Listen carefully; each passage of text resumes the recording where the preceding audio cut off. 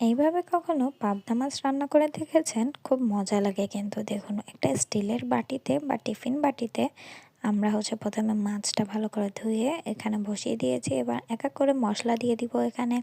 সমস্ত মশলাগুলা দিয়ে এটাকে সুন্দর করে মাখিয়ে তেল দিয়ে তারপরে দেখুন এটাকে সুন্দর করে মাখিয়ে বা তেল দিয়ে এটাকে বসিয়ে দিচ্ছে। এর সাথে যদি আপনারা একটু হালকা কোনো শাক দিয়ে থাকেন তাহলেও কিন্তু খুবই ভালো লাগে। যেমন আমার মা এখানে দিয়েছিল আপনার ওই যে কী জানি পুঁই শাক দিয়েছিল, আবার লাউ পাতাও দিতে পারেন, এটাও কিন্তু ভাপে খুবই ভালো লাগে।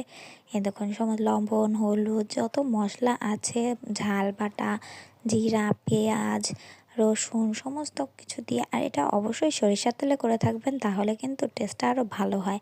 আর টিফিন বাটিতে করবেন, এই দেখুন সুন্দর করে মাখিয়ে এখানে দিয়ে দেওয়া হবে যে একটা বড় একটা হাঁড়িতে। এবার